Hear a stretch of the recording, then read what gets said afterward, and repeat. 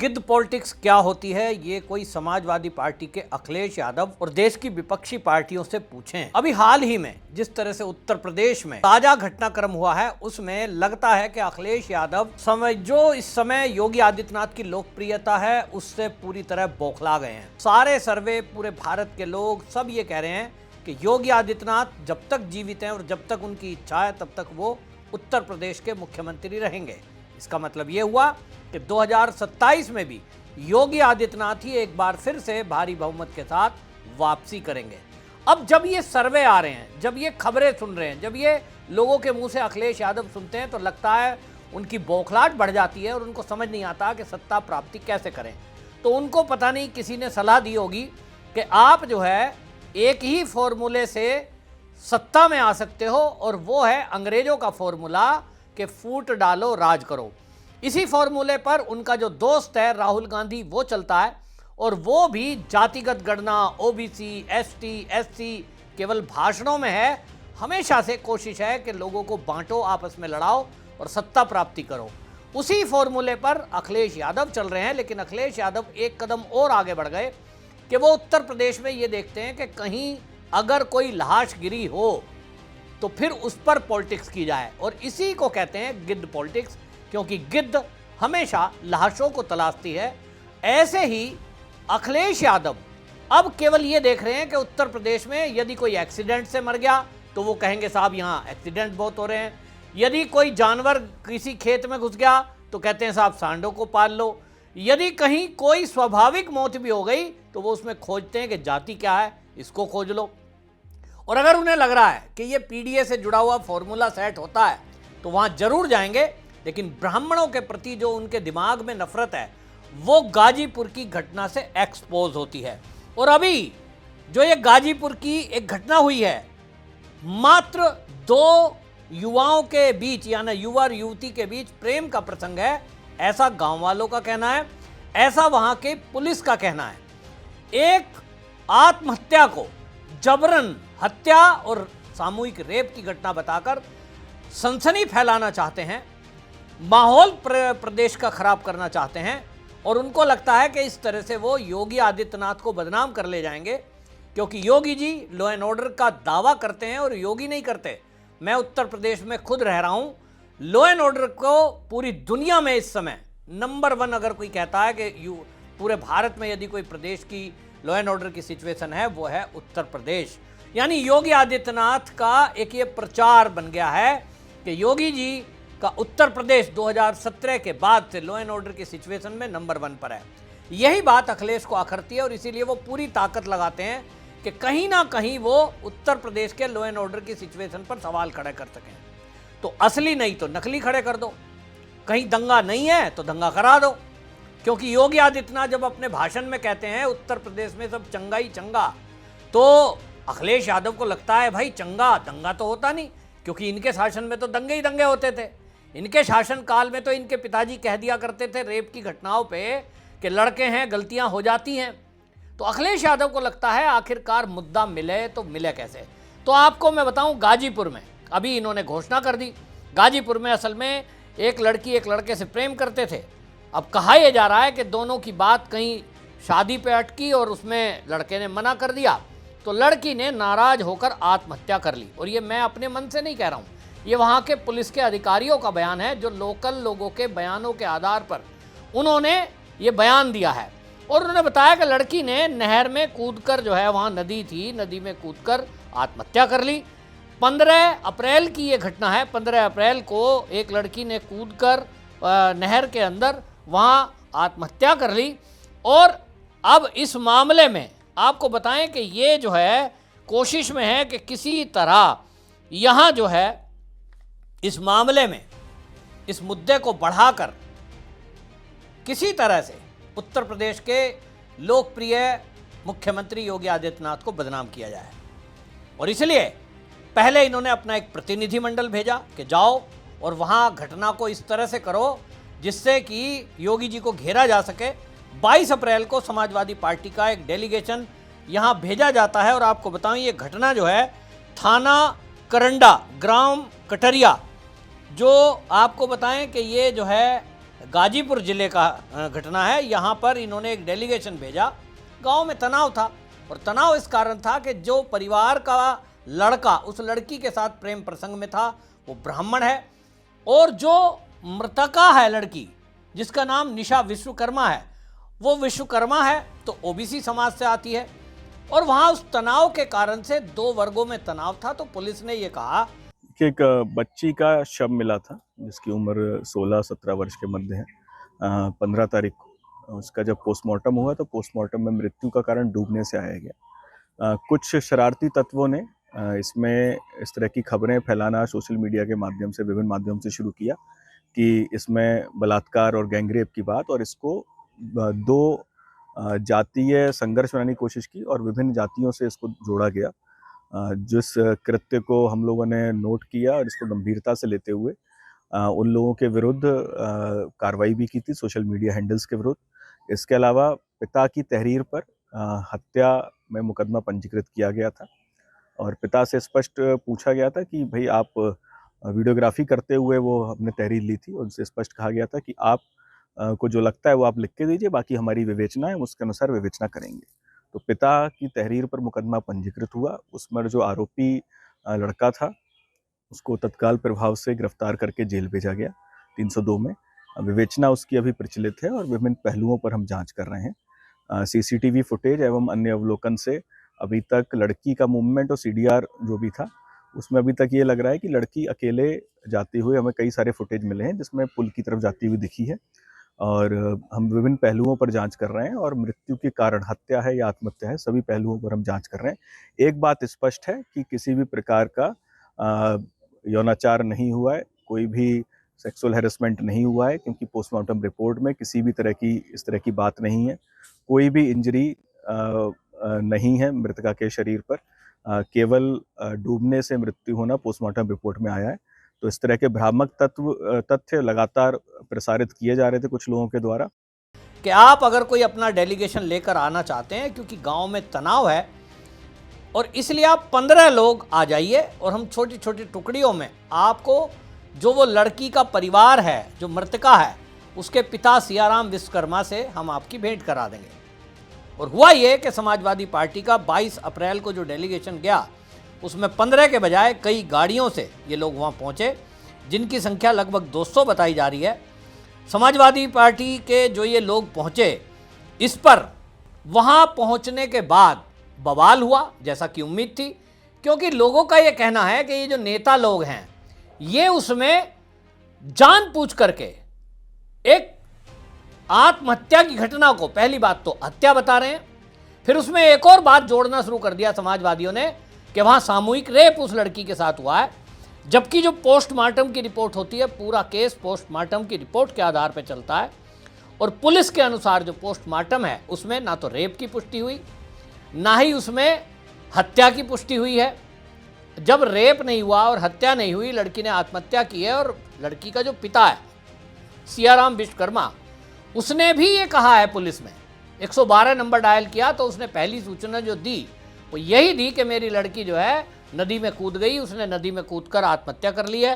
तो उसकी लाश को बरामद करने के लिए उसने जो कॉल की वो आपने बताऊं कि वो की गई, लेकिन इस मामले में संवेदनहीनता ये देखिए नेताओं की कि भीड़ को लेकर पहुंच गए और भीड़ को लेकर पहुंचकर फिर वहां बवाल होना ही था। जो ब्राह्मण वर्ग के लोग हैं वो नाराज थे इस बात से कि एक पक्षीय बात सुन रहे हैं और उसमें भी गलत गलत बातें जोड़ रहे हैं। जिस लड़के ने हत्या की नहीं उसे हत्या बता रहे हैं, जिस लड़के ने रेप किया ही नहीं उसे रेपिस्ट बता रहे हैं। तो वहाँ के जो एसपी हैं डॉक्टर राकेश मिश्रा उन्होंने बाकायदा इस मामले में संज्ञान लिया। गाजीपुर के जो एसपी हैं डॉक्टर इरज राजा उन्होंने बाकायदा इस मामले की वीडियोग्राफी कराई और पूरी वीडियोग्राफी हुई है जब वो नदी से लाश बरामद हुई है, पोस्टमार्टम की वीडियोग्राफी हुई है। और ये जो एसपी हैं पुलिस के डॉक्टर इरज राजा उन्होंने बताया कि कहीं भी शरीर पर कोई चोट के निशान नहीं है, पोस्टमार्टम रिपोर्ट में रेप की कोई जिक्र नहीं है। और हमने जो फ़ोन सर्विलेंस फ़ोन का डिटेल पता की बाद में तो ये पता लगा कि लड़की ने नदी में कूदने के पहले लड़के से 3 घंटे फ़ोन पर लंबी बातचीत की है।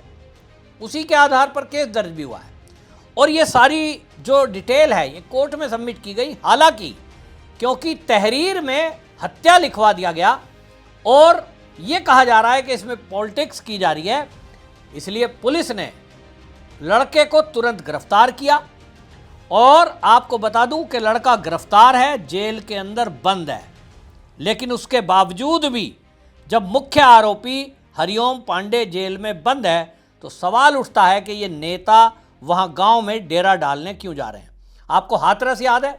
हाथरस में भी इसी तरह पूरा विपक्ष वहां डेरा डाले था, इंटरनेशनल मीडिया तक बुला लिया था और ऐसा दिखाने की कोशिश की कि जैसे ये उत्तर प्रदेश का पहला रेप हुआ हो और इससे आगे तो कुछ हुआ ही नहीं।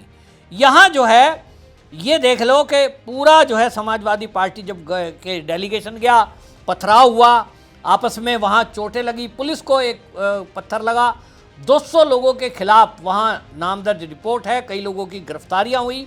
ये तो पुलिस मौके पर थी, हमने वो वीडियो देखी है किस तरह से दंगा हो रहा है, दोनों तरफ से पत्थर चल रहे हैं और वहाँ पुलिस को चोटिल किया गया। इन समाजवादियों को वहाँ गांव के लोगों ने भगाया, एक तरह से खदेड़ा, क्योंकि गांव के लोग समझ रहे हैं कि एक साधारण सी घटना में ये समाजवादी पार्टी हो या कांग्रेस, राहुल गांधी ये माहौल को खराब करेंगे। अखिलेश यादव ने असल में इस पर एक्स पर जब पोस्ट किया था उसी से माहौल खराब करने की शुरुआत हो गई थी। अब अखिलेश यादव ने आपको बताएं कि इसमें एक्स पे पोस्ट किया और ये जो है पोस्ट लिखा उसने, वर्चस्ववादी कब समझेंगे गरीब के जीवन का महत्व होता है, किसी की भी जान की कीमत पैसा नहीं हो सकती, इस बात की जांच हो कि भाजपा के ये कौन लोग हैं जो समझाने के नाम पर दबाव बना रहे हैं। पुलिस की साक्षात उपस्थिति में इसकी भी जांच हो कि हत्या के मामले को कौन पुलिस वाले सक्रिय होकर पीड़ित पक्ष को एक तरह से धमका रहे हैं, पीड़ित पक्ष का साथ देने वाले झूठे मुकदमे लगा रहे हैं। घोर अत्याचार है। अब आप सोचिए कि एक लड़की की पोस्टमार्टम रिपोर्ट और गांव के गवाह जब ये कह रहे हैं, सामने बोल रहे हैं कि ये आत्महत्या है, तो ये कौन सा भैया सीबीआई के इंस्पेक्टर लगे हैं कि इन्होंने जांच की और इन्होंने उसको हत्या बता दिया। यही एक आक्रोश गांव के उस परिवार के लोगों में है, उस वर्ग में है जो वर्ग ब्राह्मण है, हरिओम पांडे के परिवार वाले हैं। उनका कहना है कि ये जो अखिलेश यादव है ये हमारे बच्चे को निर्दोष फंसवाने के लिए दबाव बना रहा है। राहुल गांधी ने भी एक्स पर पोस्ट किया और उसने भी अपने दोस्त को कॉपी किया। राहुल गांधी ने एक्स पर पोस्ट किया है और ये भी 25 तारीख का है, 25 अप्रैल को। उत्तर प्रदेश के गाजीपुर में विश्वकर्मा समाज की एक बेटी के साथ बलात्कार और निर्मम हत्या और फिर परिवार को एफआईआर दर्ज करने से रोकने की धमकी और हिंसा। हाथरस, कठुआ, उन्नाव और आज गाजीपुर एक ही पैटर्न है।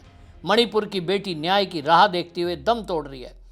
अब ये देखिए, ये जो पूरा पोस्ट लिखा, ये जो है मोदी जी, मुख्यमंत्री योगी जी जवाब दीजिए, मतलब इन्होंने इसमें रेप भी लिख दिया। अब इस मामले में आप सोचिए कि क्या उत्तर प्रदेश का या देश का निवासी वो हरिओम पांडे का परिवार नहीं है? उसको न्याय नहीं मिलना चाहिए? वो ब्राह्मण है तो बस इसलिए टारगेट कर दो। यही अखिलेश यादव है जो अभी कुछ ही दिनों पहले जब माघ मेला लगा था प्रयागराज में, वहां किस तरह से जो फर्जी शंकराचार्य है विमुक्तेश्वरानंद, उसके मुद्दे को लेकर ब्राह्मणों को अपने पक्ष में लगा था करने के लिए। इनको लगता है कि ब्राह्मणों की वोट मिल जाएगी, उसके लिए इन्होंने ब्राह्मणों का कई बार तो सम्मेलन बुला लिया है। और इस तरह से अखिलेश यादव ये देख रहे हैं कि कहां किस तरह से कोई फर्जी किस्सा खड़ा करके योगी जी को बदनाम करें और वोट को बटोरें। लेकिन इनकी हर चाल नाकाम हो जाती है, क्योंकि उत्तर प्रदेश की पुलिस और प्रशासन इतना बेहतरीन काम कर रही है कि मैं कहता हूं पूरे उत्तर प्रदेश में पुलिस जो उत्तर प्रदेश की है पूरे भारत में वो नंबर 1 है। तत्काल एक्शन होता है और इसलिए पुलिस का तत्काल इस पर संज्ञान लिया गया। वरिष्ठ अफसरों ने इसमें खुद पैरवी की और फिर बयान भी दिया। गाजीपुर पुलिस ने जो राहुल गांधी का एक्स पर पोस्ट था उस पर तत्काल जवाब दिया और उन्होंने उस पर लिखा, कृपया सही तथ्यों से संज्ञानित हों। दिनांक 15/4/2026 की सुबह 5:44 बजे यानी 5:45 बजे मृतका के पिता ने 112 डायल करके बताया कि लड़की ने पुल से कूदकर आत्महत्या कर ली। प्रकरण में मृतका के पिता की तहरीर पर दर्ज एफआईआर में भी रेप का कोई उल्लेख नहीं है। मृतका के पोस्टमार्टम में भी बलात्कार संबंधी तथ्य नहीं आया है। कृपया कोई ऐसी असत्यापित, तथ्यहीन, रोंग, भ्रामक अफवाह ना फैलाएं जिससे समाज में शांति भंग हो। गाजीपुर पुलिस द्वारा इस प्रकरण में हत्या के एक आरोपी और एक पथराव करने वाले 10 आरोपियों को गिरफ्तार किया जा चुका है एवं और भी गिरफ्तारी जारी है। अब ये राहुल गांधी को गाजीपुर पुलिस ने एक्स पर जवाब दिया है। राहुल गांधी की जगह कोई और होता तो अभी तक उत्तर प्रदेश की पुलिस उठा करके खींच कर ले जाकर जेल में डाल देती, क्योंकि फर्जी न्यूज फैलाकर आप सनसनी फैलाना चाहते हैं, उत्तर प्रदेश का माहौल खराब करना चाहते हैं, ये कतई भी सहन नहीं होगा। और जैसा मैंने बताया, ये केवल एसपी का बयान नहीं, रेगुलर पुलिस का। आपको बता दूं, वाराणसी जोन के जो आईजी है, उन्होंने बाकायदा इस पर पूरा प्रकरण पर पूरा जवाब दिया है। उनको भी आप सुनेंगे तो आप पाएंगे कि घटना क्या है। आप खुद सुनिए। दिनांक 15 अप्रैल 2026 को कटेरिया गांव, थाना करंडा, जनपद गाजीपुर के श्री सियाराम शर्मा द्वारा प्रातः लगभग 5:44 पर यूपी 112 को सूचना दी गई कि उनके घर से 2-3 किलोमीटर दूर स्थित पुल से गंगा नदी में कूदकर डूबने से उनकी बेटी की मृत्यु हो गई है। सूचना मिलने पर पीआरवी का वाहन वहां पहुंचा। शव का पंचायतनामा होने के पश्चात उसे पोस्टमार्टम हेतु मॉर्चरी भेज दिया गया। पोस्टमार्टम में परीक्षण उपरांत डेथ ड्यू टू ड्राउनिंग यानी डूबने से मृत्यु होना पाया गया। अन्य किसी चोट के निशान नहीं पाए गए। संपूर्ण पोस्टमार्टम की वीडियोग्राफी भी कराई गई। जानकारी यह हुई कि बालिका रात्रि में लगभग 12:30 बजे ही घर से चली गई थी और रात्रि लगभग 2:30 बजे तक लगातार प्रयास करने के पश्चात फ़ोन से परिजनों का उसे संपर्क हुआ था। तत्पश्चात 5:44 पर उसके शव के नदी में पड़े होने की सूचना मिली थी। उसका मोबाइल फ़ोन और उसका जो कुछ अंगूठा इत्यादि था वो पुल ही पर पाया गया। सुना आपने? मतलब घटना एक साधारण है, साधारण इस सेंस में कह रहा हूं कि उसमें ना रेप है, ना किसी ने लड़की को मारा है, पोस्टमार्टम रिपोर्ट में आया है।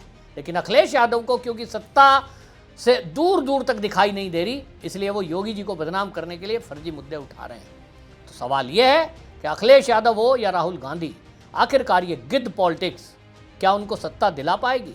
उत्तर है नहीं, क्योंकि उत्तर प्रदेश की जनता का पूरा भरोसा योगी आदित्यनाथ और उनकी पुलिस और प्रशासन और उनकी कार्यशैली पर है। आपकी क्या राय है? अपनी राय भी कमेंट में जरूर लिखिए। वंदे मातरम।